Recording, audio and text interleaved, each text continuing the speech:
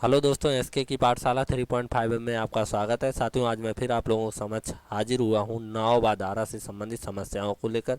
साथ ही इससे पहले मैंने ट्रेन से संबंधित समस्याओं को 4 वीडियो में सोल्व किया था एनिमेशन के द्वारा। यदि अभी तक आपने वो वीडियो नहीं देखे तो प्लीज़ प्लेलिस्ट में जाकर उन वीडियो को देख सकते हैं।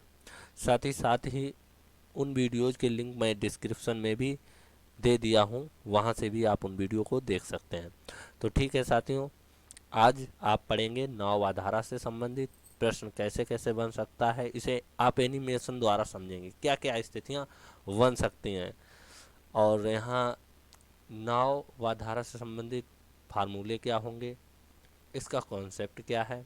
साथ ही स्टार्ट करने से पहले मैं आपसे अनुरोध करता हूं, यदि आप पहली बार हमारे चैनल पर आए हैं तो प्लीज़ हमारे चैनल को सब्सक्राइब कर लें तथा पास में बने बेल आइकन को भी प्रेस कर दें, ताकि इधर से वीडियो डाला जाए और आपको उसका नोटिफिकेशन तुरंत प्राप्त हो जाए। और हाँ, साथ ही इसके बाद मैं बहुत से टॉपिक हैं, फ़िलहाल आप बताना कौन से टॉपिक पर वीडियो बनाया जाए एनिमेशन के द्वारा। फिर मैं उसी प्रोजेक्ट पर कार्य करूँगा, क्योंकि इसमें बहुत टाइम लगता है एनिमेशन सीन क्रिएट करना। तो आप पहले ही मुझे बता देना, ताकि मुझे 2-4 दिन मिल जाएं और मैं ये सब कुछ क्रिएट कर पाऊँ, इसके बाद मैं आपको अच्छे से समझा पाऊँ। तो ठीक है साथी, स्टार्ट करते हैं। तो यहाँ जैसा कि आप देख पा रहे हैं, ये जो जल दिख रहा है आपको, ये सारा जल है और ये स्थिर जल है। स्थिर जल से तो आप परिचित होंगे ही, आशा करता हूँ। जैसा कि तालाब में भरा हुआ जल, जो ठहरा हुआ जल होता है, उसे स्थिर जल बोलते हैं। तो ठहरे हुए जल में कोई नाव या आदमी या कुछ भी चीज़, वस्तु तैरती तभी है जब उस पर कोई एक्सटर्नल फोर्स लग रहा हो, यानी उसे कोई ना कोई उसे तैराने की कोशिश कर रहा हो, या फिर कोई कारण हो। जैसे कि मान लो ये जैसा आप देख पा रहे हैं, इसमें ये नाव है। नाव को अगर ऐसे ही छोड़ दिया जाता, इस पे ये लड़का न बैठा होता, तो क्या ये नाव तैरती? बिल्कुल नहीं तैरती। क्यों? क्योंकि जल में कोई हलचल है नहीं। जल में कोई हलचल होती तब तो ये इधर उधर हिल सकती थी, लेकिन जब जल में कोई हलचल नहीं, जल ठहरा है, स्थिर है, तो समझ लो कि नाव ज्यों की त्यों वहीं पर पड़ी रहती। ठीक है। अब चूंकि इसमें लड़का है, ये अपने द्वारा इस नाव को तैरा रहा है, तो ये जितनी ताकत इस्तेमाल करेगा इसको तैराने के लिए, तो ये उतनी ही तेज तैरेगी। तो शांत जल में इसकी जो चाल होती है, वास्तविकता में यही नाव की वास्तविक चाल मानी जाती है। तो साथियों, नाव की जो वास्तविक चाल हम मान लेते हैं शांत जल में, उसे हमने यहाँ पर 20 मीटर प्रति सेकंड रखा है। 20 मीटर प्रति सेकंड, चाहो तो आप 20 किलोमीटर प्रति सेकंड मान लो। फिर आप कहेंगे सर बी क्यों माना है, कुछ और क्यों नहीं माना? तो साथ ही इसके पीछे का रीज़न यही है कि नाव को अंग्रेजी में बोट कहते हैं, उसी से रिलेट करके बी मैंने मान लिया, ताकि आगे जब भी प्रश्न बने तो हम वहाँ पर रिलेट करके चीज़ों को लिख पाएँ। अब जैसे कि यहाँ जल की चाल हमें मानना होगा, तो हम मीटर प्रति सेकंड मान लेंगे जल की चाल, ताकि चीज़ों को बहुत अच्छे से रिलेट कर पाएँ और आसानी से हम प्रश्नों को बना पाएँ। ठीक है साथी, तो चलते हैं आगे। अगली स्थिति क्या हो सकती है उसे समझते हैं। यहाँ तो शांत जल में नाव की चाल हम देख पाए, 20 मीटर प्रति सेकंड हम मान लेते हैं, यही इसकी वास्तविक चाल होगी। ठीक है।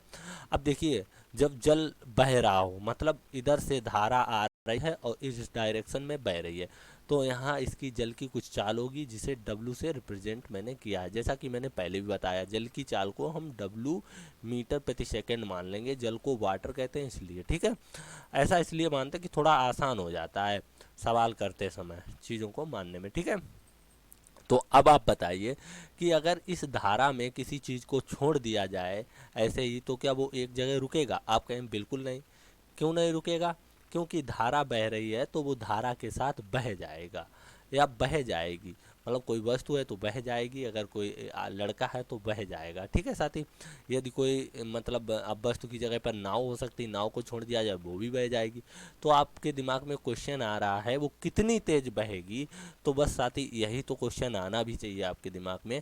तो वो इस धारा के वेग के बराबर बहेगी, मतलब धारा की गति जितनी है उतनी ही स्पीड से वो वस्तु बह जाएगी। तो साथ ही अब आपके दिमाग में क्वेश्चन आ रहा होगा कि तब तो धारा की दिशा में यदि कोई नाव को चलाएगा तो उसकी स्पीड और ज़्यादा हो जाएगी, धारा जितनी तेज़ बह रही उससे भी ज़्यादा। तो आप बिल्कुल सही सोच रहे हैं, हो जाएगी डेफिनेटली। अगर मान लो कि कोई व्यक्ति शांत जल में नाव को 5 किलोमीटर पर आवर की स्पीड से तैरा रहा है, तो और तो वो बहते हुए पानी में उसको 5 किलोमीटर पर आवर से अधिक तेज तैराएगा, जबकि वो ताकत उतनी इस्तेमाल करेगा जितनी कि शांत जल में कर रहा है। तो इसका मतलब ये है, जैसे मान लो यहाँ पर धारा की चाल 3 किलोमीटर पर आवर है, तो उसकी वास्तविक स्पीड कितनी हो जाएगी, जो 5 किलोमीटर पर आवर है 5 किलोमीटर पर आवर नहीं रहेगी, 5 किलो से वो हो जाएगी 8 किलोमीटर पर आवर। मतलब वो मेहनत 5 किलोमीटर पर आवर की करेगा, बट और उसकी speed 8 kilometre per hour, result 8 kilometre per hour का मिलेगा। क्यों? क्योंकि उसमें धारा की चाल ऐड हो जाएगी ऑटोमेटिकली। ठीक है, धारा की दिशा में वो 8 किलोमीटर पर आवर की चाल से तैरेगा। इसी हिसाब से आप दिमाग लगाइए कि यदि वो धारा के विपरीत डायरेक्शन में तैरना चाहे तो क्या संभव है? बिल्कुल संभव है, तैर सकता है। तब क्या, तब उसकी स्थिति क्या होगी? तब उसकी स्थिति जो होगी उस पोजीशन में वह थोड़ा धीमे तैर पाएगा, थोड़ा नहीं बहुत धीमे तैर पाएगा। क्यों? क्योंकि वो शांत जल में 5 किलोमीटर पर आवर की स्पीड से तैर सकता है, ध्यान से समझना। मगर यहाँ क्या है, यहाँ सिस्टम उल्टा है। मतलब यहाँ धारा 3 किलोमीटर पर सेकेंड की दर से बह रही है, उसके अपोजिट डायरेक्शन में 5 किलोमीटर पर सेकेंड की गति से वो तैरना चाहेगा, बट तैर नहीं पाएगा। कितने मीटर प्रति सेकेंड की गति से तैरेगा? फिर वो 5 - 3 = 2 मीटर प्रति सेकेंड की गति से तैर पाएगा। मतलब ताकत तो वो 5 मीटर प्रति सेकेंड की लगानी पड़ेगी उसको, लेकिन तैर कितने मीटर प्रति सेकेंड की गति से पाएगा? 2 मीटर प्रति सेकेंड की गति से। क्यों? क्योंकि धारा की जो चाल है वो उसे इतनी 5 मीटर प्रति सेकेंड की गति से तैरने नहीं देगी, वो अपनी चाल के बराबर उसकी चाल को माइनस कर देगी, तब बची हुई चाल के बराबर वो तैर पाएगा। तो ठीक है साथी, अब चलते हैं अगली स्थिति को समझते हैं एनिमेशन के द्वारा। तो अगली स्थिति क्या है देखिएगा। अगली स्थिति ये रही। इसमें आप देख सकते हैं ये बालक है और ये धारा की डायरेक्शन में तैर रहा है, खुशी खुशी देख सकते हैं आप। तो यहाँ क्या है कि इसकी जो शांत जल में नाव की चाल रही होगी बालक की, वो 20 मीटर प्रति सेकेंड रही होगी। ठीक है, अब चूंकि धारा W मीटर प्रति सेकेंड की गति से बह रही है, तो इसकी चाल जो बी बढ़कर कितनी हो गई, B + W मीटर प्रति सेकेंड हो गई धारा की दिशा में। ठीक है साथी, अब विपरीत डायरेक्शन के लिए भी देख लेंगे। पहले तो यहाँ देख लो शांत जल की चाल, शांत जल में नाव की चाल क्या है, B मीटर प्रति सेकेंड। ठीक है, इसके बाद धारा की चाल कितनी है, W मीटर प्रति सेकेंड। ठीक है साथी, इसके बाद धारा की दिशा में, या देखिए दिशा में हो सकता है अनुकूल, हो सकता है अनुप्रभाव, हो सकता है। इन सब का मतलब ही ये होता है धारा की दिशा में। ठीक है, ये शब्द आ जाते हैं प्रश्न में तो उनका मतलब यही होता है कि धारा की दिशा में कहीं अनुकूल लिखा मिल जाएगा, कहीं अनुप्रवाह लिखा मिल जाएगा, कहीं धारा की दिशा मिल जाएगा। ठीक है, तो इसका मतलब आप समझेंगे कि धारा की दिशा की बात हो रही है, यानी कि धारा के साथ कोई व्यक्ति तैर रहा है, ऐसे समझ लेना। ठीक है, तो क्या हो जाए, B + W मीटर प्रति सेकेंड।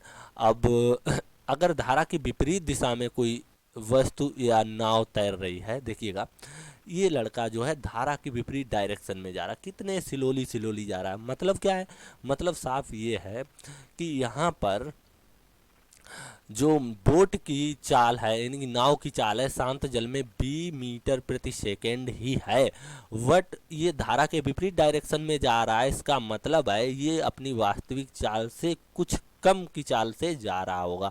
हालांकि ताकत तो ये इतनी ही लगा रहा है, इतनी कोशिश तो ये यही कर रहा है कि B मीटर प्रति सेकेंड की गति से जाऊं, मगर ये धारा की जो चाल है ना, ये इधर जाने से इसका विरोध कर रही है। तो इसका मतलब है ये अपने चाल के बराबर इसकी चाल को कम कर देगी। ठीक है, तो चाल क्या बचेगी, B - W। क्या है, धारा की चाल, मीटर प्रति सेकेंड ये हो जाएगी। ठीक है, अब इतना तो आप समझ ही गए होंगे। अब चलते हैं अगली स्थिति को समझ लेते हैं। इससे पहले फार्मूला क्या है उसे आप समझ लीजिएगा। देखिए शांत जल में नाव की चाल वही पुरानी वाली b मीटर प्रति सेकंड। धारा की चाल पुरानी वाली वही w मीटर प्रति सेकंड। और धारा के विपरीत, देखिए विपरीत शब्द आ जाए, प्रतिकूल आ जाए और क्या लिखा है ऊर्ध्व प्रवाह आ जाए, तो इसका मतलब होता है विपरीत। ठीक है, जब भी ये शब्द इस्तेमाल किए जाएं, या विरुद्ध शब्द एक और होता है, यहाँ पे लिखा नहीं, विरुद्ध, धारा के विरुद्ध, तब भी विपरीत ही माना जाएगा। ठीक है, तो ऐसी स्थिति में क्या होता है, जो नाव, शांत जल में नाव की चाल होती है उसमें से धारा की चाल घटा के उसकी चाल निकाली जाती है। तो ठीक है, अगली स्थिति क्या उसे भी देख लेते हैं। देखिए यहाँ पर जैसा कि आप देख पा रहे हैं, दो लड़के, एक लड़का इधर से जा रहा है और एक इधर से जा रहा है। तो ऐसे प्रश्न दे दिया जाता है कि दो स्थानों के बीच की दूरी दे दी जाएगी और दो स्थानों से एक ही समय पे लड़के एक ही तरफ आएंगे। ठीक है, तो इनकी डायरेक्शन क्या हो जाएगी, विपरीत डायरेक्शन। देखिएगा विपरीत डायरेक्शन है, एक दूसरे के आमने सामने आ रहे हैं ना। तो साथ ही ऐसी स्थिति में हमेशा याद रखना है, जो ऐसी स्थिति को क्या बोलते हैं, आपेक्षिक चाल बोलते हैं। क्या बोलते हैं, आपेक्षिक चाल। आपेक्षिक चाल ऐसी स्थिति में जुड़ जाती है। मतलब देखिए ये जल शांत है, शांत जल है ना, शांत जल में धारा तो बह नहीं रही, तो इसकी चाल बी है और इसकी चाल बी डैश है, तो आपेक्षिक चाल बी प्लस बी डैश हो जाएगा ऐसी स्थिति में। ठीक है साथी, और यहीं पर अगर इनकी सेम डायरेक्शन होती तब क्या होता, उसे भी देख लेते हैं। जब ये सेम डायरेक्शन में होंगे तो घट जाएंगी चालें। ठीक है, बड़ी चाल से छोटी चाल घट जाती है ऐसी स्थिति में। देखिएगा ये सेम डायरेक्शन में जा रहे हैं, जल शांत है, जल शांत है, तब इनकी ये सापेक्ष चाल होगी। तो सापेक्ष चाल यहाँ पर क्या होगी, सापेक्ष चाल, सापेक्ष चाल यहाँ पर अंतर हो जाएगा, बड़ी चाल से छोटी चाल को घटा देंगे तो क्या हो जाएगा, बी माइनस बी डैश। चूंकि कन्फर्म है बी ज़्यादा तेज है और जो बी डैश है स्लोली चल रहा है, इससे तो मतलब धीमे चल रहा है, इसलिए बी माइनस बी डैश इसकी सापेक्ष चाल होगी। अब देखिए एक बात बताना चाहूँगा मैं दोस्त, यहाँ पर धारा की चाल मैटर ही नहीं करती, कभी भी याद रखना, चाहे धारा बह रही हो या जल स्थिर हो, ठहरा हुआ हो, लेकिन जब भी बात की जाए सेम डायरेक्शन की तो सापेक्ष चाल हमेशा बी माइनस बी डैश होगा और आपेक्षिक चाल हमेशा बी प्लस बी डैश, इससे पहले जो निकाला था वही होगा। ऐसा क्यों होगा वो आप आगे समझेंगे। ठीक है, मैं अभी समझाऊंगा, देखना। ये तो सापेक्ष चाल हो गई बी माइन। देखिए यहाँ पर ये चिन्ह का मतलब ये होता है कि अगर इसकी वैल्यू बड़ी है तो इससे इसको घटा दो, अगर इसकी वैल्यू बड़ी है, ये वैल्यू बड़ी है तो इससे इसे घटा दो, लेकिन हर हाल में जो आंसर देना है वो प्लस का ही देना है। ठीक है, अगली स्थिति क्या हो सकती है उसे समझिएगा। देखिए यहाँ पर भी स्थिति सेम है जो अभी थोड़ी देर पहले आपने देखी थी पिछली स्लाइड में, बस अंतर इतना है कि उस समय धारा ये शांत थी। देख लीजिएगा, अभी मैं फिर से दिखाने की कोशिश कर रहा हूँ, देखिएगा यही तो थी। देखिएगा ये यहाँ पे धारा शांत है और अभी जो आप देख पा रहे हैं इसमें क्या है, एक मिनट, हाँ इसमें पोजीशन वही है, बस क्या अंतर है कि धारा इसमें बह रही है। तो इस स्थिति में भी दोस्त मेरे, कभी भी आपसे आपेक्षिक चाल पूछा जाए, आपेक्षिक चाल, आपेक्षिक चाल, चूंकि जब भी ऐसी स्थिति होती है तो आपेक्षिक चाल की ही ज़रूरत पड़ती है, तो क्या हो जाएगा भाई साहब, बड़ी चाल, दोनों चालों का योग हो जाएगा। तो एक की चाल बी प्लस डब्लू है और एक की चाल साथी क्या है, बी डैश प्लस डब्लू। क्या है, देखिएगा आप स्वयं देख पा रहे होंगे, बी डैश प्लस डब्लू है। तो साथी जब इसे आप सोल्व करेंगे तो ये हो जाएगा बी प्लस डब्लू, और नहीं, एक की बी डैश माइनस डब्लू है। क्यों, क्योंकि जो धारा के साथ जा रहा है, धारा की दिशा में जा रहा है, उसमें क्या है, उसकी चाल में धारा की चाल जुड़ जाती है, और जो धारा के विपरीत दिशा में जा रहा है उसकी जो चाल होती है शांत जल में, उसकी चाल से धारा की चाल घट जाती है, इसलिए यहाँ पर डब्लू होगा। देखिएगा यहाँ पर आप स्पष्ट देख सकते हैं, इसकी चाल जो वास्तविक है शांत जल में चाल जिसकी बी डैश है और धारा की दिशा में, धारा के विपरीत डायरेक्शन में जा रहा है, इसलिए इसमें डब्लू घट रहा है। तो जब साथी इसे सोल्व करेंगे तो आप ऐसे ही तो लिखेंगे बी डेस और माइनस डब्लू, तो यहाँ डब्लू से डब्लू चला जाएगा, फाइनली जो आंसर प्राप्त होगा बी प्लस बी डेस। और साथ ही यही मैंने संत जल में भी निकाला था, इतना ही तो निकला था। तो ये याद रखना है, चाहे आप कैसे भी आप समझो, हमेशा आपेक्षिक चाल चाहे शांत जल में निकालो या धारा की दिशा मतलब गतिशील जल में निकालो, जिसमें धारा बह रही हो उस जल में आपेक्षिक चाल निकालो, हमेशा शांत जल में चालों का योग ही रहने वाली है। ठीक है, दोनों नाव की शांत जल में चालों के योग के बराबर ही निकलता है। अब साथ ही इसका दूसरा भी देख लेते हैं पार्ट। देखिए यहाँ पर वही चीज़ आ रही है, बी प्लस, इसको सोल्व करके निकालेंगे। देखिए बी प्लस डब्लू, और यहाँ पर थोड़ा मिस्टेक है, ये माइनस हो जाएगा साथी, कितना हो जाएगा माइनस, और यहाँ पर भी ये मिस्टेक है, ये नहीं होना चाहिए। ये क्यों नहीं होना चाहिए, नहीं होना चाहिए भाई साहब, यहाँ पर गलती से टाइप कर दिया गया। ठीक है, कितना आंसर होना चाहिए, इतना, ये तो मैंने निकाल ही दिया, तो आपको अब टेंशन लेने की तो ज़रूरत है नहीं, क्योंकि यहाँ पर ये विपरीत डायरेक्शन की चाल थी और ये धारा की दिशा में चाल थी, तो यहाँ पर प्लस डब्लू होगा और यहाँ पर माइनस डब्लू, डब्लू से डब्लू कट के B plus B dash answer हो जाएगा। तो चलते हैं, अगली स्थिति क्या है।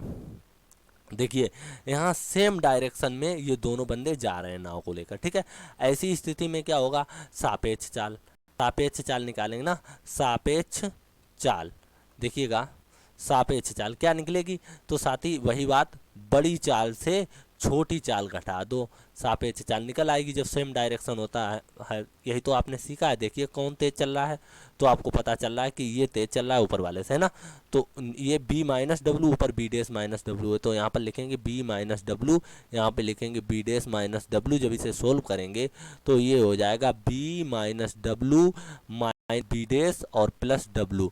देखिएगा ये माइनस डब्लू से प्लस डब्लू चला जाएगा, क्या आ जाएगा, बी माइनस बी डेस। देखिएगा यही तो आया, और इतना ही मैंने जब निकाला था पिछली स्लाइड में, जब जल शांत था सेम डायरेक्शन थी तब भी इतना ही आंसर आ रहा था।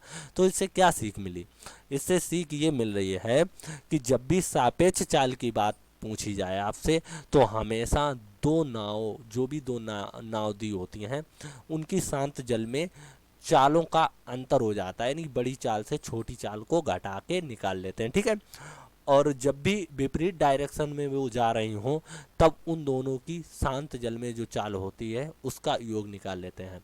अब चूंकि अगर धारा की दिशा में चाल दे दी जाए, धारा की विपरीत दिशा में चाल दे दी जाए, तब आप जोड़ घटा के निकाल लेंगे, निकलेगा इतना ही। ठीक है, तो अब ये टेंशन नहीं लेना है कि शांत जल में चाल दी जाए तब उसको धारा की दिशा में चेंज करें, फिर उसको सापेक्ष चाल आपेक्षिक चाल निकालें, ऐसा कुछ नहीं। अगर शांत जल की चाल पता हो तब भी आप डायरेक्ट निकाल सकते हैं, और यदि धारा की दिशा और धारा की विपरीत दिशा में दिया हो तब भी आप निकाल सकते हैं। जैसे कि ये धारा की विपरीत दिशा में नाव की चाल, ये भी धारा की विपरीत दिशा में नाव की चाल, तो एक दूसरे से घटा के तब भी निकाला, तब भी इतना ही आया। और अगर पहले ही हम जानते कि इसकी चाल बी डेस है और इस जो नीचे ये बंदा था इसकी चाल बी है, तो डायरेक्ट हम बी माइनस बी डेस कर सकते थे। ठीक है साथी, तो अब ये मैटर ही नहीं करता कि शांत जल में चाल दी जाए तब निकाल पाएंगे, या धारा की दिशा में चाल दी जाए, धारा की विपरीत दिशा में चाल दी जाए तब निकाल पाएंगे। जैसी भी चाल हमें मिल जाएगी हम वैसे ही डायरेक्ट निकाल सकते हैं। ठीक है साथी, तो यहाँ पर आप देख सकते हैं आपेक्षिक चाल जो होगी वो बी माइनस बी डेस, और यही होनी भी चाहिए। ठीक है साथी, अब कुछ प्रश्न, दो प्रश्न हैं उनको भी कर लेते हैं, इसके बाद हम अगले वीडियो के लिए तैयारी करेंगे। कहने का मतलब अगले वीडियो के लिए जो भी एनिमेशन देना होगा उसको हम तैयार करेंगे और फिर वो भी आपके सामने लाऊंगा। बस आपको कंजूसी नहीं करनी है, आपको सपोर्ट करना है, हमारा चैनल सब्सक्राइब करना है तथा उसको शेयर करना है, और अगर वीडियो पसंद आए तो प्लीज़ लाइक भी करना है, ताकि हम और अच्छे से वीडियो को बना पाएँ। ठीक है साथी, तो क्वेश्चन क्या है, एक नाव धारा के साथ 21 किलोमीटर पर आवर और धारा के विरुद्ध 9 किलोमीटर पर आवर की चाल से चलती है, धारा की चाल ज्ञात करो। बहुत शानदार प्रश्न है साथ ही, धारा की चाल पूछी गई है, जबकि ये बोल रहे हैं कि नाव जो है, देखिए दूसरे प्रश्न की ओर चले गए ना, दूसरा प्रश्न आ गया, पहला प्रश्न देख लेते हैं।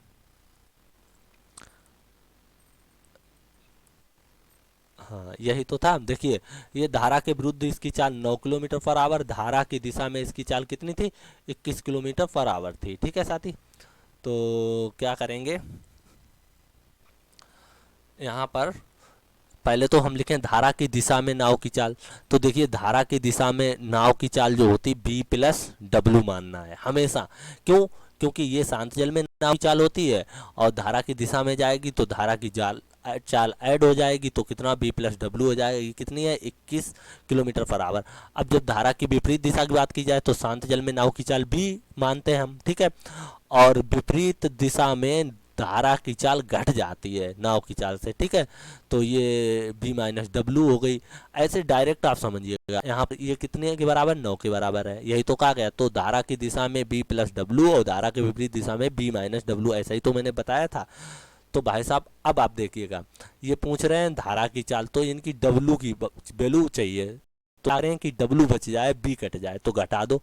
घटाने से तो ये माइनस हो जाएगा, ये प्लस हो जाएगा, ये माइनस हो जाएगा। भाई साहब ये तो कट गए, ठीक है। बचा क्या, 2W बराबर ये देखिए 21 से 9 चला जाए, कितना बचेगा, 12, बिल्कुल 12 बचेगा, 2 छंग 12। तो भाई साहब आप कह सकते हैं W बराबर 6 किलोमीटर पर आवर। देखिएगा ये नाव मतलब ये धारा की स्पीड, W मतलब वाटर यानी कि धारा की स्पीड है, इसीलिए मैं धारा की चाल को डायरेक्ट W मानता हूँ, नाव की चाल को B मानता हूँ, तो आसान हो जाता है चीज़ों को समझना और मानना, ठीक है। तो सवाल बन गया 6 किलोमीटर पर आवर, यानी फर्स्ट पार्ट सही है। चलते हैं अगले प्रश्न की ओर।